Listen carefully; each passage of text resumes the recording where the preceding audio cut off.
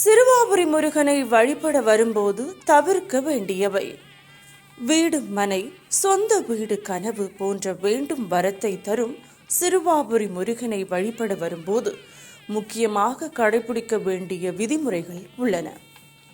கேட்கும் வரத்தை உடனடியாக பக்தர்களுக்கு வழங்கும் வல்லமை படைத்த முருகனை மற்ற சாமியைப் போல் இல்லாமல் மிகுந்த பக்தியுடன் வணங்கினால் மட்டுமே நினைத்தது நடைபெறும். அது என்ன என்பதை இப்போது பார்க்கலாம். சிறுவாபுரி முருகனை தொடர்ந்து 6 வாரம் சென்று வணங்கினால் மட்டுமே நீங்கள் கேட்கும் வரத்தை அவர் வழங்குவார். செவ்வாய்க்கிழமை என்றால் அடுத்த செவ்வாய்க்கிழமை, ஞாயிற்றுக்கிழமை என்றால் அடுத்த வாரம் ஞாயிற்றுக்கிழமை என சரியாக 6 வாரம் கடைபிடிக்க வேண்டும்.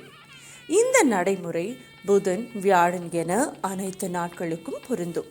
சிறுவாபுரி முருகனை வணங்க வீட்டிலிருந்து புறப்படும் போது விளக்கேற்றி முருகனை நினைத்து வேண்டும் வரத்தை தருமாறு பணிவுடன் கேட்டு வருவது கட்டாயம்.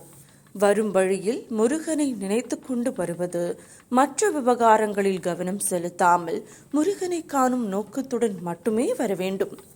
கூட்ட நெருக்கடியில் முண்டியடித்துக் கொண்டு மற்ற பக்தர்களுடன் சண்டை போட்டுக்கொண்டு முருகனை வணங்கினால் பலனில்லை. முடிந்தவரை கோவிலுக்கு வரும்போது அமைதியான பரந்த மனப்பான்மையுடன் முருகனை வந்து வணங்கினால் மட்டுமே கேட்கும் வரத்தை முழுமனதுடன் சிறுவாபுரி முருகன் வழங்குவார். கோவிலில் வழிபட்டு இல்லாத ஏழைகளுக்கு உதவும் மனப்பான்மை முருகனுக்கு மிகவும் பிடிக்கும் என்பதால் தங்களால் இயன்ற உதவியை பக்தர்கள் செய்ய வேண்டும். முடிந்தவரை கோவிலுக்கு வரும் முன் பக்தர்கள் அசைவ உணவு உண்பதை தவிர்க்க வேண்டும்.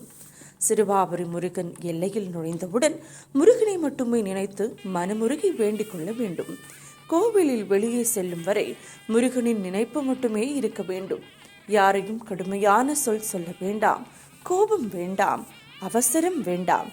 அப்பன் முருகன் பெருமானின் அருள் மட்டுமே வேண்டுமென்ற எண்ணத்தில் சிறுவாபுரி முருகனை வணங்க வேண்டும்.